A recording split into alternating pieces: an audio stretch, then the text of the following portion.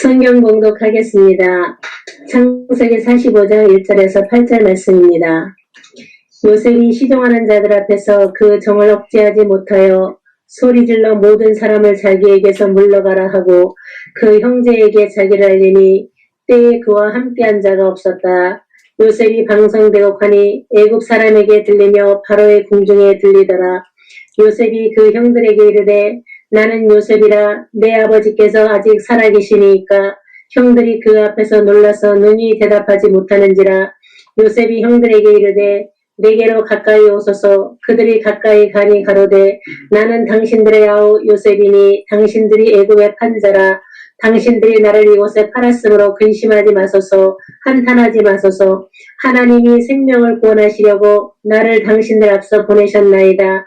이 땅에 2년 동안 흉년이 들었으나 아직 5년은 기경도 못하고 추수도 못하리라. 하나님이 그 큰 구원으로 당신들의 생명을 보존하고 당신들의 후손을 세상에 두시려고 나를 당신들 앞서 보내셨나니 그런즉 나를 이리로 보낸 자는 당신들이 아니요 하나님이시라. 하나님이 나로 바로의 아비를 삼으시며 그 온 집의 주를 삼으시며 애굽 온 땅의 치리자를 삼으셨나이다. 아멘. 감사합니다.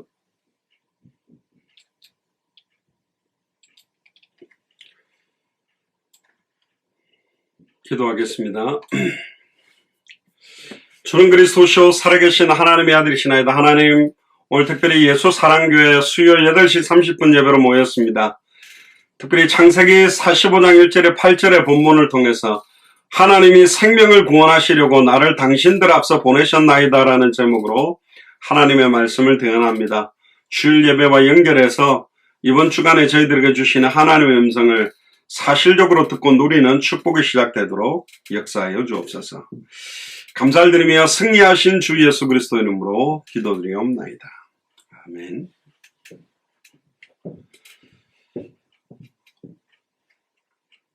오늘 창세기 45장 1절에 8절 본문을 통해서 하나님이 생명을 구원하시려고 나를 당신들 앞서 보내셨나이다 라는 제목으로 하나님의 말씀을 대언하도록 하겠습니다. 특별히 이번 주 주일 메시지 제목이 창세기 30장에 불화한 야곱의 가정을 선으로 이끄시어 선민 이스라엘로 만드실 준비하신 하나님이라는 제목으로 우리가 말씀을 받았습니다. 사실은 야곱의 네 아내를 통해서 사실은 이복, 누이 동생들, 그러니까 아내가 4명이고 자녀가 12명이다 보니까 그 안에 갈등들이 얼마나 심했겠습니까? 그런데 그 모든 불화했던 내용들을 선으로 바꾸어서 하나님께서 영광을 받으시는 장면인데, 안타깝게도 그 12명의 자녀들 중에 특별히 요셉을 통해서 하나님께서 어떤 일들을 행하셨는지 거기한 내용들을 우리 함께 좀 보려고 합니다. 먼저 37장 5절에서 11절을 먼저 펴보시면 요셉이 꿈을 꾸고 자기 형들에게 말하며 그들이 그를 더욱 미워하였더라. 그러니까 원래 이제 야곱이 좀 편애를 했던 것 같아요. 부모가 자식들 다 사랑할 수 있냐?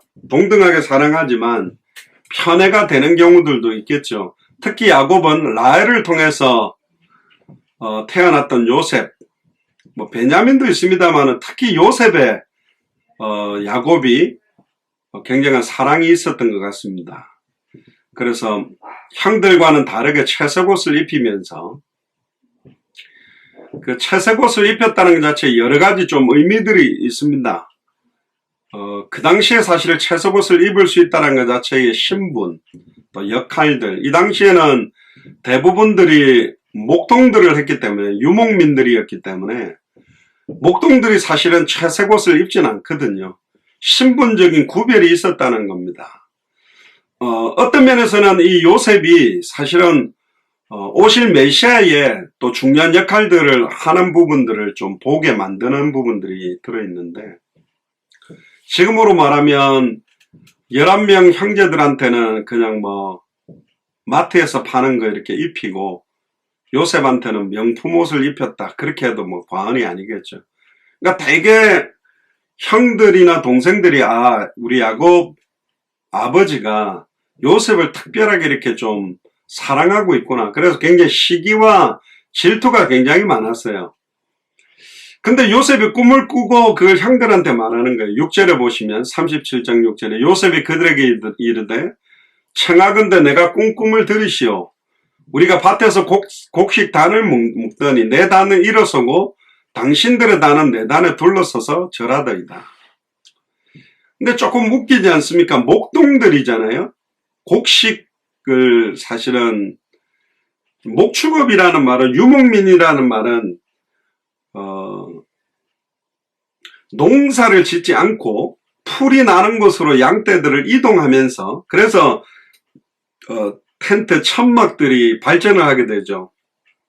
풀이 많은 곳으로 양이나 소나 염소를 데리고 와서 먹이면서 계속 이동하고 물이 있는 곳으로 정처 없이 유랑하는 그런 사실은 역할들을 하는 사람들이 유목민들이고 야곱의 가족들인데 갑자기 농사를 지어서 곡식단을 묶게 된다. 그것도 좀 특이한데 요셉의 단은 일어서고 형제들의 단은 내 단을 둘러서서 절을 하게 된다. 그러니까 굉장히 좀 특이한 꿈을 꾸게 됩니다. 그러니까 8절에 그 형들이 그에게 이르되 근데 형들은 이 꿈에 대한 해석들을 정확하게 해요. 네가 참으로 우리의 왕이 되겠냐? 그럼 네가 왕이 된다는 말인데 참으로 우리를 다스리겠냐? 우리를 다스린다라는 말, 왕이 되고 다스린다. 그의 그 꿈과 그의 말로 말미암아 그를 더욱 미워하는 겁니다. 저와 여러분들이 붙들었던 언약, 당대 세계복음화의 언약, 성경의 복음의 언약, 성경의 전도의 언약, 성경의 끝의 언약과 여러분들이 그 언약을 붙들고 하는 말 때문에 여러분들을 굉장히 미워하게 되는 상황들이 형제들 가운데 일어나게 돼요. 이번 주간에도 불화한 야곱의 가정을 통해서도 하나님 그걸 선을 바꾸어서 12지파를 끌어가셨다고 말씀을 받았지 않습니까? 지금은 이제 형제들끼리 불화하고 있는 겁니다. 놀랍게도 뭐 축복과 은혜와 다정하고 화목한 가정을 가지고 하지 않고 암투와 막 갈등투성인 거예요. 그럼에도 불구하고 하나님은 그 속에서 요셉에게 주신 꿈, 요셉의 하는 말, 그것을 구체화시키기 위한 하나님 계획들은 진행이 되고 있는 것입니다. 우리가 신실하게 했더니 언약을 이루었다 그럴 수도 있는데 사실은 그 신실하게 하나님 앞에 설 때보다 신실하지 못할 때가 많은 게 사실은 우리의 모습들이거든요. 요셉이 또다시 꿈을 꿉니다. 그의 형들에게 말하여 이르되 내가 또 꿈을 꾼즉 해와 달과 11별이 내게 절하더이다. 그가 그의 꿈을 아버지와 형들에게 말하며 아버지가 그를 꾸짖고 그에게 이르되 네가 꾼 꿈이 무엇이냐? 나와 네 어머니와 네 형들이 참으로 가서 땅에 엎드려 네게 절하겠느냐? 그의 형들은 시기하되 그의 아버지는 야곱은 그 말을 간직해 두었더라. 사실은 야곱 같은 경우도요. 큰 자가 작은 자를 섬길 것이다. 수단 방법을 써서 에서에게 돌아갈 그 축복을 자기가 가로챈 인물이잖아요. 근데 사실 형제들이 12명인데 그것도 11번째 태어난 요셉이 어떤 면에서는 하나님이 주셨던 꿈, 하나님이 주신 언약에 대한 이야기를 하니까 이 야곱은 굉장히 거기에 생각들을 좀 많이 하게 되는 장면들이 나옵니다. 여기서 이제 하나님의 놀라운 계획들이 또 진행되게 되는데 불화한 야곱의 가정을 통해서 12지파를 준비하면서도 하나님은 왜 12지파를 준비했는가? 그것은 사실은 애굽 복음화입니다. 애굽의 그 시대의 강대국인 애굽의 하나님 살아계심을 애굽 복음화라는 것은 당대 세계복음화를 의미해요. 당대 세계복음화를 완성했던 시대가 노아 시대 때 8명 말고는 다 죽었기 때문에 이루어진 때도 있지만 사실은 요셉 때에 한 사람 때문에 지금으로 말하면 거의 뭐가 됐냐면 한국에서 한 사람이 미국으로 넘어와 가지고 미국의 국무장관이 돼가지고 대통령뿐만 아니라 미국에 왔던 경제적인 대공황을 완전히 회복시켜가지고 전 세계에 쌀을 팔면서 왜 전 세계 나라는 이렇게 어려움이 있는데 우리 애굽은 어려움이 없는지 아니냐. 하나님이 살아계시기 때문이다. 쌀을 팔아가면서 하나님 살아계심을 드러낸 인물이 누구냐면 사실은 요셉이거든요. 근데 여기서 이제 야곱의 족보와 에서의 족보를 한번 좀 보면 쌍둥이잖아요. 물론 뭐 좀 남성다운 에서와 여성다운 야곱이지만 어쨌든 쌍둥이인데 하나님께서 특별하게 장자의 축복을 받게 만들어서 언약을 성취할 야곱은 굉장히 파란만장한 삶을 살았잖아요.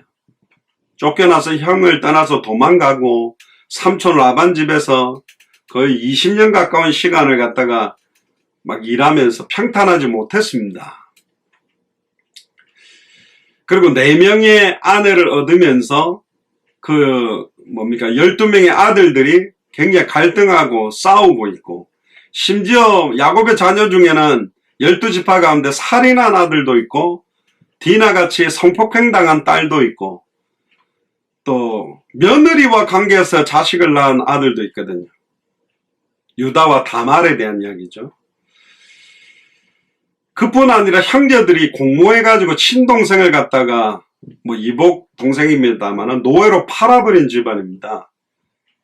그러니까 이 야곱의 집안이 액면적으로 딱 보면 이 뭐야? 살인자도 있고 성폭행당한 딸도 있고 아예 며느리와 관계에서 자식도 낳았고 심지어 자기 동생을 노예로 팔아버린 집안이고. 근데 에서는 3명의 부인을 통해서 5명의 아들을 두었습니다. 에서는 세일 땅으로 이주해가지고 산악 지역을 아예 점령해가지고 에서의 후손이 족장이 되고 그 지역의 왕이 돼서 엄청난 세력을 가지게 됩니다. 그러니까 사실은 야곱은 부자도 아니에요. 기근이 났을 때 아까 오늘 읽었던 본문에 양식이 없어가지고 물론 천하의 기근에 들었습니다만은 애굽으로 보내서 양식을 사가지고 와야 되고 아직도 그 12명의 아들들이 직접 양을 돌봐야 될 만큼 부자는 아닙니다. 그런데 에서 집안은 부호였어요. 최고의 세력가였고 자손 대대로 복을 받아가지고 나름 어마어마하게 잘 나가는 집안이 에서 집안입니다. 부인들이나 자식들끼리 다투었다는 기록도 별로 없고 살인한 적도 없고 사기를 치거나 사기를 당한 적도 없고 성폭행 당한 딸도 없고 자기 형제를 팔았다는 이야기도 없습니다. 액면적으로 보면 야곱이나 에서 집안을 딱 보면 훨씬 잘 나가는 집안이 에서 집안이에요. 지금 우리로 말하면 자녀들이 대기업 들어가고 서울대 들어가고 경제 축복 받고 하는데 당대 생모한다는데 완전히 보니까 신앙생활도 똑바로 안 하고 완전히 맨날 빚져가지고 방황하고 있고 이런 집안인 것처럼 비교도 되는 거죠. 에서는 굉장히 남성답고 호탕한 성격이고 가족에 대해서도 또 동생 야곱이 몇 번을 속였지만 보복도 안 했습니다. 그러니까 액면적으로 보면 에서 가문이나 후대들이 훨씬 나아요. 근데 왜 하나님은 야곱을 사용했을까? 그건 언약 때문입니다. 언약이 있어요. 인격이 좋든 나쁘든 성격이 좋든 안 좋든 그게 중요한 게 아니고 사실은 하나님이 주신 꿈, 하나님이 주신 언약 때문이에요. 우리 찬송 중에 언약하신 대로 이룰 것이니 아무나 그 언약 받을 수 있네. 아무나 받을 수 있도록 오픈했지만 어떤 면에서 아무나 받을 수 없는 창세전에 영세전에 영생주식으로 작정해 놓은 사람들도 하나님이 계획을 했다면 이 복음을 위해서 생명 걸고 뛰는 사람들은 더 구별했겠죠. 아까 기도 때도 말씀드렸습니다. 왜 우리가 한국의 여러 지역에 이렇게 지역적으로 흩어져 있는데 깃발을 들게 됐는가? 깃발을 들고 주님 오시는 그날까지 그 지역에 진짜 보통 교회들이 관심 안 두는 진짜 현장에 생명운동, 말씀운동, 제자운동 하기 위해서 깃발을 드는 거잖아요. 그러니까 생명운동이 안 일어나고 제자운동 안 일어나고 말씀운동이 안 일어난다면 의미가 없다. 그러면 지역에 있는 교회로 들어가서 그 지역 교회에 힘을 보태서 지역 교회가 그 지역 살리는데 연합하는 게 훨씬 사실은 나아요. 왜? 아니, 차이가 없잖아요. 그거 똑같은데. 그러니까 지역 살리는데 힘을 더 모으는 게 훨씬 나을 수 있다. 결국은 루디아의 집에 있었던 역사, 야손의 집에 있었던 역사, 브리스길라 아굴라의 집에 있었던 역사가 일어나지 않는다면 의미가 사실은 없는 거예요. 일반 교회가 뭐 하는 거지? 왜 저러고 있지? 그렇게밖에 안 되는 거죠.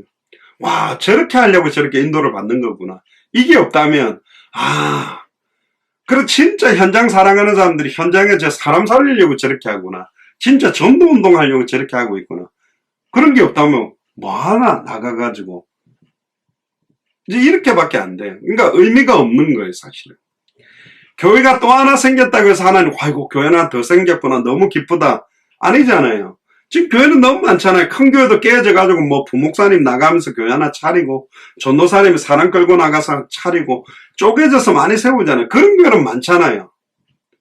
그냥 교회를 또 하나 모여서 하는 거잖아요. 근데 진짜 99% 벌어진 현장에 목 잡는 양과 같이 유리하며 방황하는 죽어가는 영혼을 살리는 것 때문에 정말로 저렇게 모였다. 그러면 이유도 분명하죠. 계획도 분명하죠. 근데 그게 아니면 아무런 의미가 없다. 그러니까 뭐 하는데 그렇게 해가지고 그렇게밖에 안 되는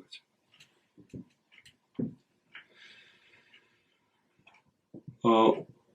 특히 오늘 본문에서 좀 중요하게 저와 여러분들이 좀 체크해야 될 게 있습니다. 오늘 본문에서 중요하게 1절부터 한번 보세요. 창세기 45장.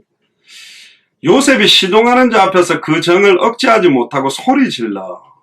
자, 여기서 왜 억제하지 못하고 소리를 질렀느냐? 그러면 딱 44장을 봐야 알 수 있어요. 44장을 펴보세요.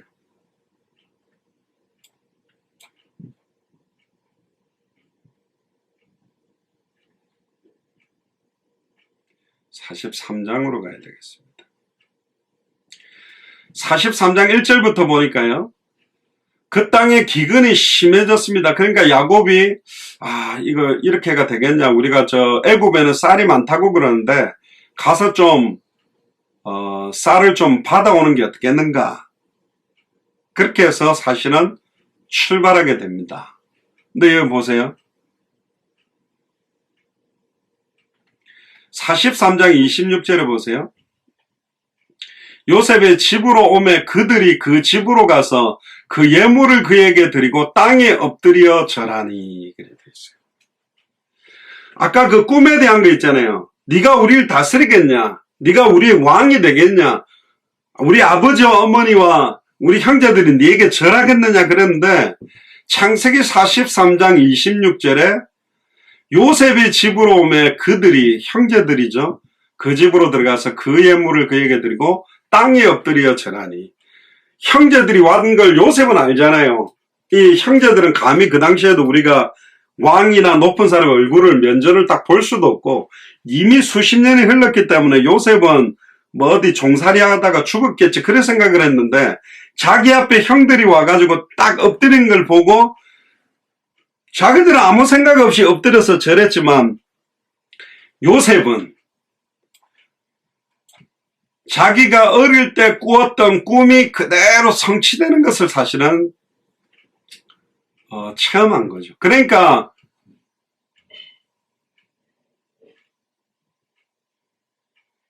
27절에 보세요. 43장 27절에 요셉이 그들의 안부를 물으면 너희 아버지 너희가 말하는 그 노인이 안녕하시냐? 지금까지 생존하셨냐? 야곱에 대한 안부를 묻고 그들이 대답하되 주의 종 우리 아비가 평안하고 지금까지 생존하였나이다 하고 머리를 숙여 또 절합니다. 그때 29절에 요셉이 눈을 들어 자기 어머니 아들 라헬의 아들 자기 동생 베냐민을 보고 가로되 너희가 내게 말하던 너희 작은 동생이냐? 그가 또 가로되 소자여 하나님이 내게 은혜를 베푸시기를 원하나이다. 요셉이 아우를 인하여 마음이 타는 듯하므로 급히 울 곳을 찾아 안방으로 들어가서 울고 얼굴을 씻고 나와 그 정을 억제하고 음식을 차리라 하며. 그러니까 사실은 요셉은 그동안의 형들로부터 사실은 팔려서 보디발의 장군 집에서 일하다가 감옥까지 갔다가 총리가 된 그 사실 자기 인생 전체가 보였겠죠. 그리고는 오늘 45장 1절에 이제는 요셉이 그 시동하는 자 앞에 그 정을 억제하지 못하고 소리 질러서 다 물러가게 하고 형제들에게 자기를 알립니다. 제가 요셉입니다.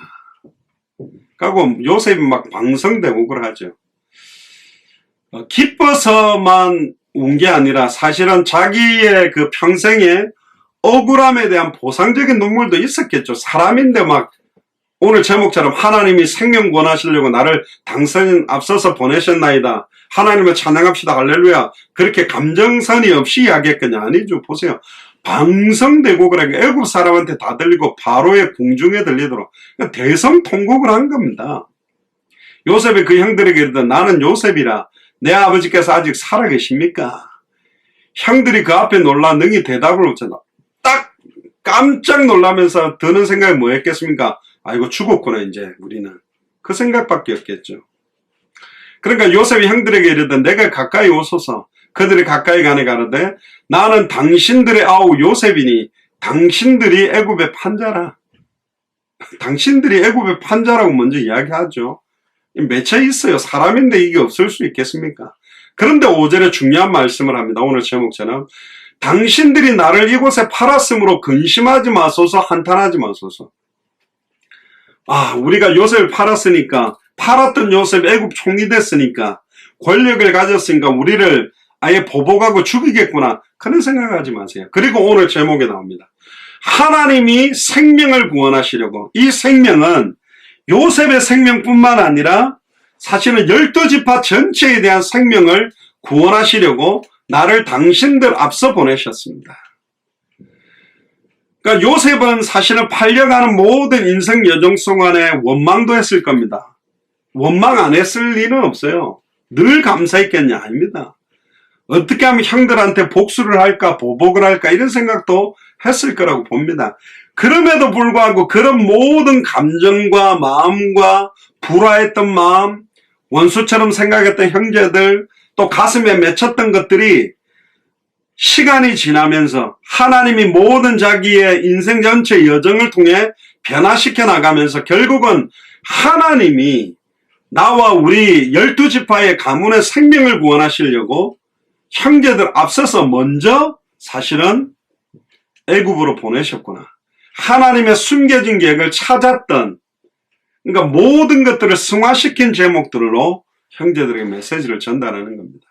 이 땅에 2년 동안 흉년이 들었으나 아직 5년은 기경도 못하고 출수도 못할 것이다. 7년 동안에 사실은 흉년이 들 걸 알았거든요. 실제로 더 구체적인 말을 하죠. 하나님이 큰 구원으로 당신들의 생명을 보존하시고 당신들의 후손을 세상에 두시려고 나를 당신들 앞서 보내셨습니다. 겉으로는 형들에게 팔렸지만 꿈을 꾸게 한 분도 하나님이고 시기하는 마음을 형제들에게 허락한 것도 하나님의 마음이고 팔리게 한 것도 하나님의 마음이고 우물에 던졌는데 물이 없어 살아난 것도 그것도 보디발 장군 집에 들어간 것도 하나님의 큰 계획이고 보디발의 아내가 미혹해가지고 감옥으로 들어간 것도 하나님의 큰 계획이고 술 맡은 관원장과 떡 맡은 관원장들이 깨달았다면 이래저래가 빼냈으면 술 맡은 관원장 밑에서 일했을 건데 하나님은 바로 왕이 딱 꿈을 꾸는 시간표를 준비하고 딱 관직에 공직에 올라갈 수 있는 30살이 될 때까지 기다렸다가 사실은 애굽의 나이 30세라는 것도 예수님 공생애가 시작되는 30세와 사실은 연결이 되는 거죠. 결국은 사실은 시간표를 맞추어서 그 꿈을 해석하고 7년 풍년 동안에 모든 곡식들을 저장할 수 있는 준비도 하게 하고 또 7년 흉년 동안에 전 세계 쌀을 팔면서 하나님 살아계심을 드러내는 하나님의 큰 구원의 계획. 그러니까 형제들이 불화하고 싸운 게 겉으로 보기에는 에서의 가문보다 못한 비참한 상태의 가문인 것 같아도 그런 모든 불화했던 것, 형제들이 형제들을 시기하고 미워하고 팔았던 사건들을 통해서도 하나님은 애굽 복음화의 큰 문을 열 뿐만 아니라 형제와 가문 12지파의 모든 생명을 유지할 수 있도록까지 하나님은 완전히 선으로 모든 것들을 바꾸어 놓으신 거다. 8절에 그런즉 나를 이리로 보낸 자는 당신들이 아니다. 당신들이 팔았지만 나를 애굽으로 보낸 분은 누구다? 하나님이다. 그러니까 바로 왕을 강팍하게 한 이도 여호와고 모세를 보낸 이도 여호와 같은 것처럼 일어나는 모든 일에 좋은 일이든 나쁜 일이든 그런 어떤 상황 현실 조건을 만드신 분이 하나님이라는 걸 딱 알고 있으면 모든 것들을 다 넘어갈 수 있는 거죠. 아, 하나님이 허락했구나. 사실은 다윗이 압살롬의 반란으로 도망갈 때 시므이가 막 조롱하죠. 그래, 뭐 왕중왕이라고 하는 다윗이 그래 쫓겨가냐 그러면 다윗의 누굽니까 부하들인데 저 당장 가서 시므이의 목을 벨까요? 그러니까 놔둬라. 내 아들도 반란을 일으켰는데 시므이가 내한테 조롱하는 게 당연한 거 아니겠냐. 압살롬의 반란, 사실은 압살롬이 반란했을 때 다윗이 공격해서 압살롬을 그 반란을 제재할 수 있는데도 불구하고 피한 겁니다. 자기 아들을 살리기 위해서. 시므이까지도 그 덕에 살았어요. 결국은 하나님이 허락하지 않으면 이런 모든 일들이 일어날 수 없다는 걸 알고 있었던 것도 다윗이고, 요셉도 핑계를 대자면 원망을 한다면 벌써 암덩어리가 퍼졌어도 퍼져야 될 사람이 누구냐? 요셉이잖아요. 얼마나 감옥에서 이빨 갈았겠습니까? 보디발의 아내를 놓고도 이빨 갈았을 거고, 자기 말을 들어주지 않은 보디발을 향해서도 이빨을 갈았을 거고, 술 맡은 가난장 위에 놓고도 이를 갈았을 겁니다. 내가 분명히 나가면 나를 기억해달라는데 왜 나를 빼내주지 않지? 술 맡은 가난장을 위해서도 이빨 갈 수 있고, 보디발 장군의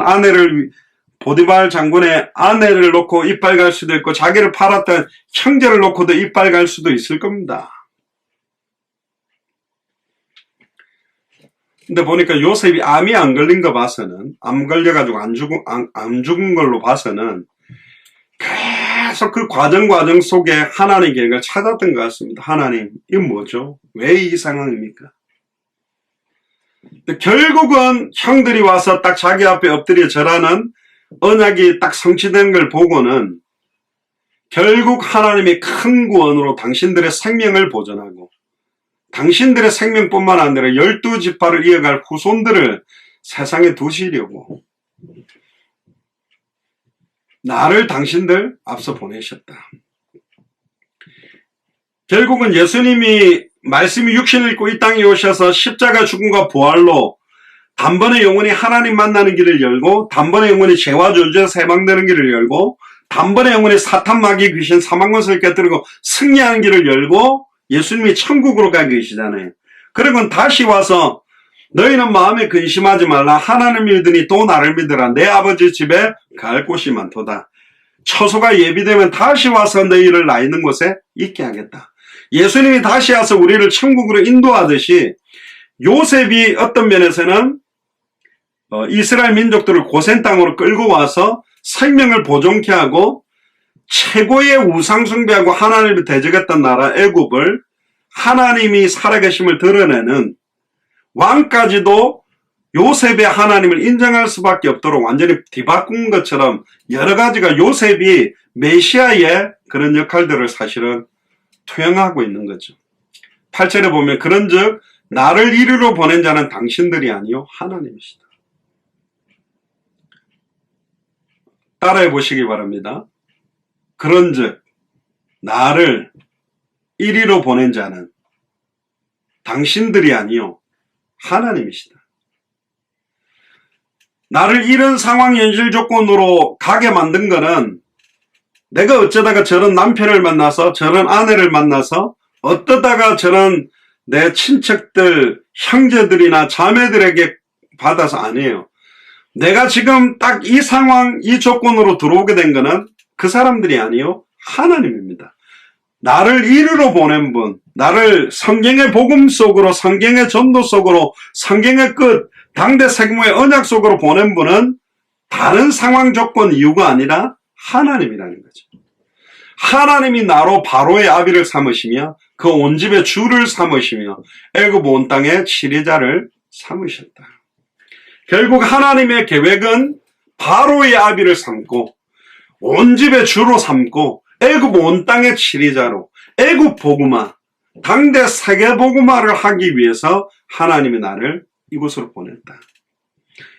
결국은 모세를 빼내서 바로 왕의 양자를 삼은 이유도 모세오경을 기록하게 하고 출애굽하기 위한 하나님의 계획들, 모세오경을 기록하기 위해서 가나안 정복을 위한 하나님의 계획으로 이어진 것처럼 결국은 애굽의 온 땅으로 치리자를 삼게 했지만 결국은 나중에 그 애굽 땅에서 결국 사는 게 아니라 결국은 요셉도 죽고 요셉을 알지 못하는 새 왕이 일어나고 이스라엘 민족을 핍박할 때 레위 남자와 레위 여자가 결혼해서 태어났던 모세를 통해서 출애굽해서 결국은 최종 목적지는 어디죠? 가나안 땅이었습니다. 어떤 면에서는 저와 여러분들을 이 세상에 이 애굽 땅에 온 땅의 치리자로 200개 나라와 2000개가 넘는 미존도 부족 국가를 영적으로 치리하고 영적으로 그 지역을 살리는 이 일을 위해서 요셉처럼 우리를 뽑아내셨다. 한 사람의 힘으로 가능하냐?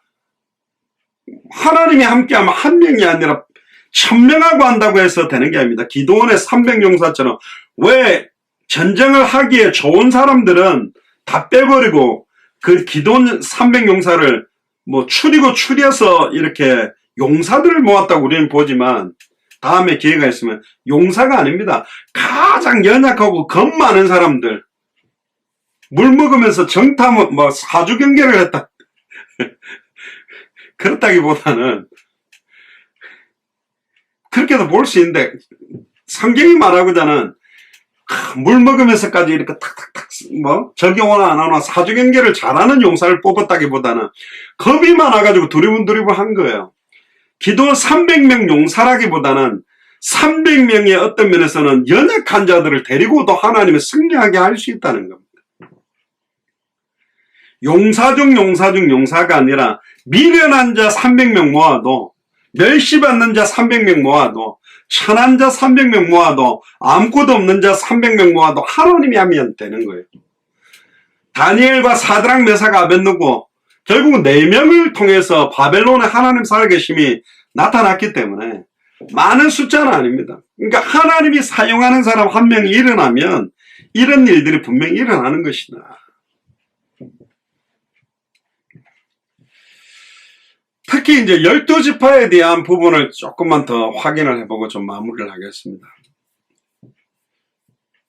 12지파에 대한 부분들을 좀 확인을 해보면요.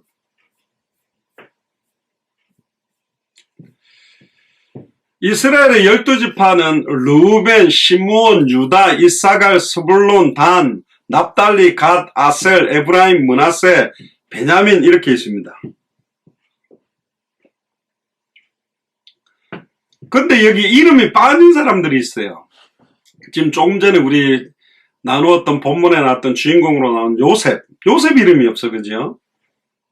왜 요셉은 이름이 빠졌을까? 요셉의 두 아들 에브라임과 므낫세가 사실은 지파 속으로 들어가요. 그러니까 사실은 형들이 팔아가지고 고통 속에 있었던 사실은 요셉이지만 하나님은 그걸 결국은 두 지파를 차지할 수 있는 축복으로 바꿔놓으셨어요. 근데 또 빠진 사람이 또 하나 있어요. 누가 또 빠졌나요? 르우벤, 시므온, 유다, 이사갈, 스불론, 단, 납달리, 갓, 아셀, 에브라임, 므낫세, 베냐민. 누구 이름 빠졌죠? 레위가 빠졌잖아요. 사실은 르우벤은 레아가 제일 처음에 나왔죠. 내 남편이 나를 사랑하리라. 라헬을 사랑한다 해도 내가 아들을 먼저 낳았으니 나를 사랑할 거야. 그러면서 르우벤이라 지었고, 그 다음에 레아가 또 시몬을 낳았죠. 내게 이 아들도 더해 주셨다. 그러니까 내 남편이 나를 더 사랑할 거야. 그리고 세 번째 낳은 아들 레아가 낳은 게 이제 내가 남편과 연합하게 될 것이다. 하나가 될 것이다. 그 연합하다라는 의미가 레위 지파거든요. 근데 이 레위 지파는 예배와 제사와 모든 하나님께 경배하는 직분으로 사실은 12지파에서 빠져나와서 사실은 12지파가 결성됩니다. 그리고는 유다, 내가 이제 여호와를 찬송하겠다고 고백했던 유다. 그리고는 이제 라헬의 몸종 비라를 통해서 단이 사실은 태어나죠. 그러니까 라헬이 내 호소를 들어주셨다. 그러니까 비라도 관계가 없어요. 라헬의 몸종 비라가 나오니까 단이라는 이름을 들으면서 내 호소를 들어주셨다. 그리고는 또 비라가 바로 또 납달리를 낳아서 두 번째 아들을 낳아서 내가 레아 언니와 경쟁해서 이겼다. 4대2면 아직 이긴 건 아닌데. 그러니까 자식 놓는 게 사실은 싸움이 됐잖아요. 그리고는 다시 레아가 자기의 몸종 실바를 통해 갓을 놓으니까 복되도다. 또 실바를 통해 아셀을 놓고 기쁘다. 또 레아가 또 이제는 애를 낳습니다. 그게 이사갈입니다. 값을 두다 더해 주셨다. 또 레아가 한 명을 더 넣었죠. 스불론, 높이다라는 뜻이고, 그 다음에 딸 하나를 놓은 게 디나고요. 안타깝게도 야곱이 놓은 유일한 딸인데 나중에 세겜성에서 강간을 또 당합니다.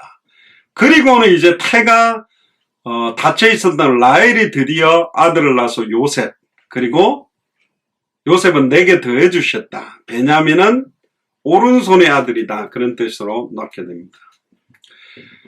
그래서 레위 지파는 성막 만드는 일에 종사하면서 12지파 형성에 들어가지 않고 빼내게 됩니다. 그래서 요셉도 지파가 빠지면서 요셉의 두 아들 므낫세와 에브라임이 이제 이 12지파 속으로 들어가면서 하나님은 사실은 형제들에게 어떤 면에서는 팔려서 너무너무 큰 고통 가운데 있었던 요셉이지만 두 지파 자리를 차지하는 축복으로 하나님은 갑절의 축복을 더해 주셨습니다. 원래는 므낫세가 큰아들이고 에브라임이 둘째였지만 축복해달라고 기도하는데 야곱이 손을 엇갈리게 얹으면서 작은 아들에게 더 먼저 주의 주가 될 것이라고 축복하면서 둘째 아들 에브라임이 가장 강력한 지파가 또 12지파 중에 됩니다. 결론입니다. 오늘 형제들의 미움과 시기를 받아서 어마어마한 인생의 대부분의 시간들을 고통과 어떤 면에서는 여러분들의 인생도 거꾸로 돌려가지고 원망을 하기 시작한다면, 누구 탓으로 돌리기를 시작한다면 수많은 탓이 있을 겁니다. 내가 누구 때문에 어려움을 당했어. 내가 누구 때문에 고통을 받고 있어. 내가 누구 때문에 이래.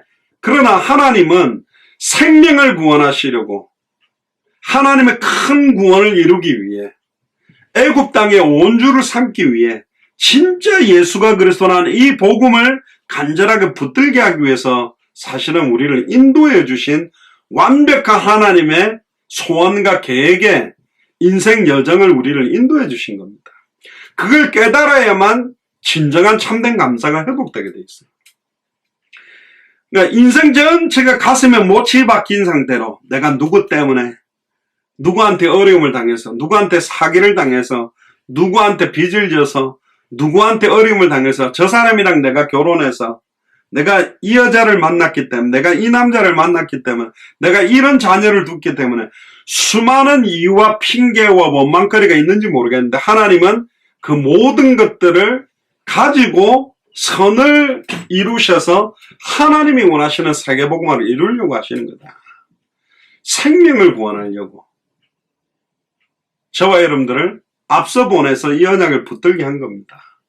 우리 후대들에게 이 언약이 정말로 제대로 전달되어져야 됩니다. 왜 그렇습니까? 결국은 이 후대들이요, 광야 생활을 하는 데 있어서도 성막 중심으로 12지파가 움직이게 됩니다. 성막을 중심으로 동쪽에는 이사갈, 유다, 스불론, 남쪽에는 갓, 루벤, 시므온, 서쪽에는 베냐민, 에브라임, 므낫세, 북쪽에는 아셀, 단, 납달리. 그리고 이동할 때는 또 순서가 틀려요. 성막을 지을 때 딱딱딱 천막을 치는 순서와 위치들도 다 있었습니다. 모든 것들이 성막 중심, 언약궤 중심, 강단 중심, 말씀 중심으로 말씀이 가라면 가고 말씀이 서라면 서고, 그러니까 이스라엘 12지파의 삶의 중심은 성막 중심이고 말씀 중심이었다.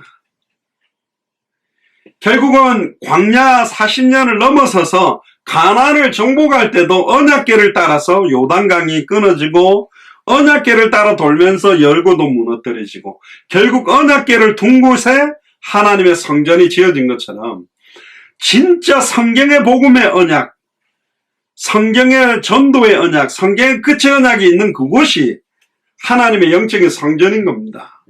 그래서 루디아의 집에 있었던 교회, 루디아가 처음에 복음을 받았지만 루디아의 집에 모여서 교회 역할을 하다가 빌립보 교회가 세워졌고, 야손이 복음을 받고 야손의 집에 모여서 말씀 운동하다가 야손의 집에 있는 교회가 시작되고 결국은 데살로니가 교회로, 브리스길라 아굴라와 사도 바울이 만나가지고 함께 거하여 천막 만드는 업을 하다가 루디아의 집에서 말씀 운동이 펼쳐지고 집에 있는 교회가 되고 고린도 교회로, 사도 바울은 가택연금을 당한 그 새 집에 있으면서도 들어오고 나가는 사람이 말씀 받고 나가면서 계속 로마서도 보내면서 로마 교회가 세워졌던 것처럼, 기생 라합의 집에 들어왔던 자는 잠깐 놀러왔던 잠깐 들어왔던 그 기생 라합의 집에 있었던 사람들은 모두 다 구원을 받았던 것처럼, 저와 여러분들의 집,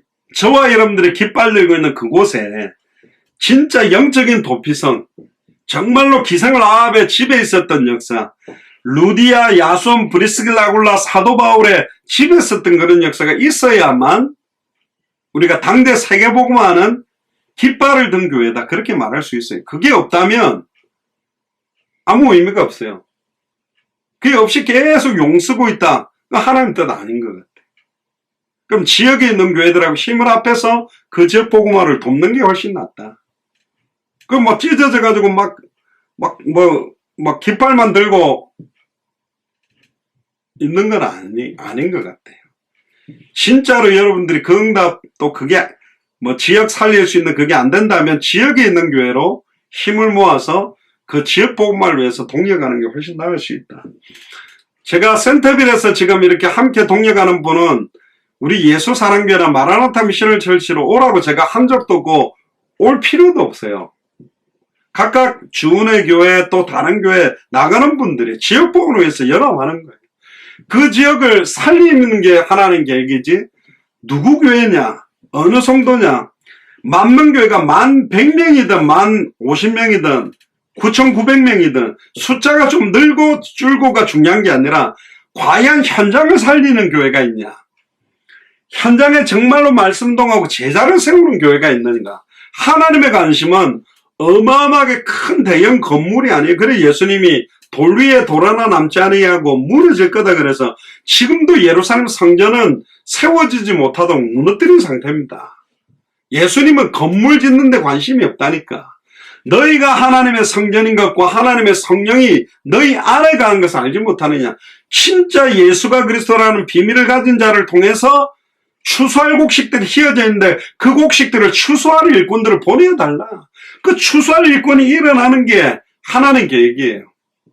목자 없는 양과 같이 유리하며 방황하는 자들에게 예레미야가 사정에 물을 주고 떡을 떼어줄 사람들이 필요한데 없는 거예요. 현장에 누구든지 주의 이름을 부르면 구원받는데 전하는 자가 없으니 듣지를 못하고 듣지를 못하니 믿지를 못하고 믿지를 못하니까 못 부르고 있다. 누가 나를 위해 갈고. 12지파 나누면 뭐합니까? 그냥 한 지파로 만들어도 되잖아요. 굳이 12지파를 나눈 역할들이 있다니까. 왜 동쪽에 이 세 지파를, 왜 서쪽에, 남쪽에, 북쪽에, 왜 지역지역마다 깃발을 들게 됐는가?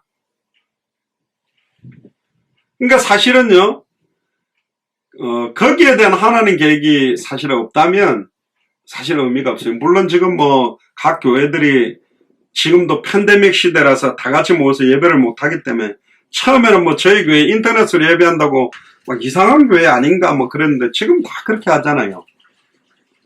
그러니까 바보 같아요.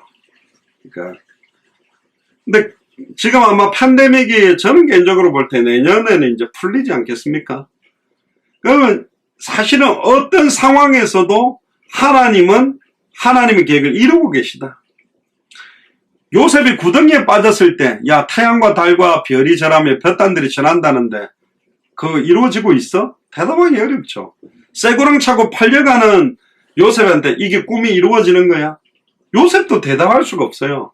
보디발 장군 집에 종살이 할 때도 잘 몰랐어요. 총무쯤 됐을 때는 이루어지는 것 같아. 그런데 웬걸 아줌마 성폭행 강간범 비슷하게 돼가지고 감옥으로 떨어져 종신형으로 떨어져 있을 때 과연 꿈이 이루어진다고 생각했겠습니까? 불가능에 가깝죠. 술 맡은 관원장이 나가게 될 때 제발 나를 좀 빼내달라.